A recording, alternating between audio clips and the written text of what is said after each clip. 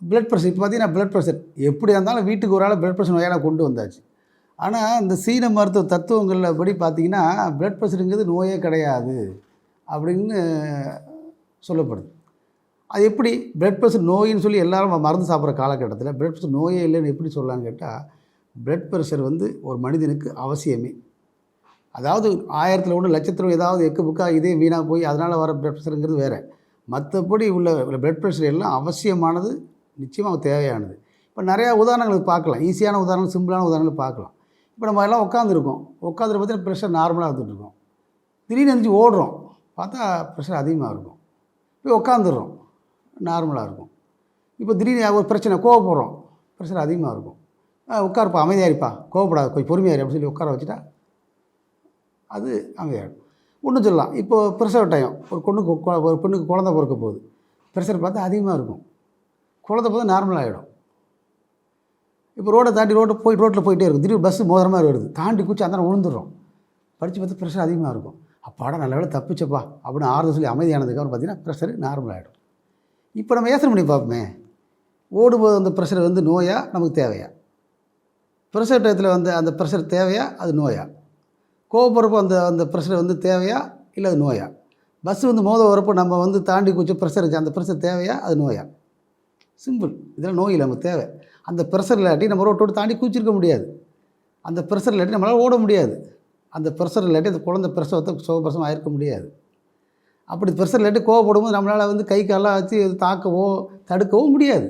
அப்போ அந்த ப்ரெஷரெல்லாம் நமக்கு தேவை. சரி, நான் எதுவுமே செய்யலை, கோவப்படலை, பிரசவம் இல்லை, ரோட்டில் தாண்டி விழுவலை, நான் ஓடவும் இல்லை, ஒன்றுமே செய்யலை, எனக்கே ப்ரெஷர் இருக்குது கேட்டால் இப்போ தான் நம்ம கவனிக்க வேண்டிய விஷயம். உடலில் நமக்கு தெரியாமல் உள்பக்கம் ஏதோ ஒரு பிரச்சனை இருக்குது. அந்த பிரச்சனையை சரி பண்ண அந்த ரத்தம் வேகமாக போயிட்டுருக்கு. எந்த இடத்துல பிரச்சனை தெரிஞ்சுக்கிட்டு நம்ம சரி பண்ணால் அந்த பிரச்சனை நார்மல் ஆகிடும். இதுதான் யதார்த்தம். இப்போ நம்ம இன்னும் புரியுற மாதிரி பேசலாம். இப்போ நுரையீரல் பாதிக்கப்பட்டு வச்சுக்கோங்க. நுரையீரல் பாதிக்கப்பட்டிருக்கு. நுரையீரல் பாதிக்கப்பட்டால் அப்போ என்ன வியாதியோ நமக்கு எல்லாருக்கும் தெரியும். நுரையீரல் பாதிக்கப்பட்டால் நம்ம சளி, தும்மல், இருமல், asthma, frozen shoulder, skin disease இதெல்லாம் வரலாம். அப்போது இதெல்லாம் வரக்கூடாதுங்கிறதுக்காக அந்த சம்மந்தப்பட்ட சைனீஸ் ஃபிலாசபி படி அந்த வரக்கூடாதுங்கிறதுக்காக என்ன செய்யணும்னு கேட்டால், அந்த நுரையீரல் மூளைக்கு தகவல் கொடுக்கும், இது மாதிரி பாதிக்கப்பட்டிருக்கேன், எனக்கு சரி பண்ணுங்க. அப்போ மூளை என்ன செய்யுது, அது இதயத்துக்கு உத்தரவு போடுது, போய் சரி பண்ண பாரு அப்படின்னு. இது என்ன செய்யும், அதை சரி பண்ணால் அதோட சோல்ஜர்ஸ் அதை ரத்தத்தை அனுப்பி வைக்கும். ரத்தத்தை அனுப்பி வச்சா ரத்தம் என்ன செய்யும், தேவையான சக்தியை கொடுத்து நுரையீரலை பலப்படுத்தும். நுரையீரல் பலப்படுத்தினா அதுக்கப்புறம் அதோட பிரச்சனைலாம் குறைஞ்சி அந்த ரத்த ஓட்டம் நார்மல் ஆகிடும். இப்போ நம்ம என்ன செய்வோம் கேட்டால், அப்படியே ஒருவேளை நுரையீரல் நம்ம சரி பண்ணாமல் அப்படி விட்டோம் அப்படின்னா அடுத்து பெருங்குடல் பாதிக்கப்படும். ஏற்கனவே வேகமாக போன ரத்தம் இன்னும் கொஞ்சம் அதிகமாக ரத்தம் வேகமாக போகும். இப்போது நம்ம போய் இது ரத்தத்தை நோய் நினச்சிக்கிட்டு மாத்திரை சாப்பிட்டா என்ன ஆகும், அதை தடுக்க முயற்சி பண்ண என்ன ஆகும்னு கேட்டால், நல்லது செய்ய போன ரத்தத்தை நம்ம தடுத்த மாதிரி ஆகிடும். இப்படியே தடுத்து வச்சா என்ன, ஒரு காலத்தில் ஹை பிளட் ப்ரெஷர் ஆகிடும்.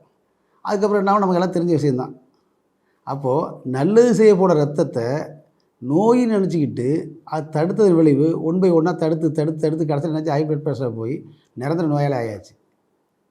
அப்போ என்ன செய்யணும், ப்ரெஷர் வந்துச்சுன்னா காரணங்கள் தெரிஞ்சுக்கிட்டு எந்த உறுப்பு பாதிக்கப்பட்ட ப்ரெஷர் இருக்குது அப்படிங்கிற உண்மையை தெளிவாக தெரிஞ்சுக்கிட்டு அந்த உறுப்பை, இப்போ உதாரணம் நுரையீரல் வச்சுக்கணும், நுரையீரலை பலப்படுத்தி நம்ம ட்ரீட்மெண்ட் பலப்படுத்தி ஏதோ ஒரு சரிப்படுத்திட்டா அந்த ரத்தம் வேகமாக போது நார்மலாகிடும். அதை விட்டு தடுத்தோம் அப்படின்னாக்கா காலப்போக்கில் தடுத்து ஒவ்வொரு உறுப்பாக பாதிக்கப்பட்டு கடைசியில் பார்த்து ஏகப்பட்ட வியாதி வந்துடும்.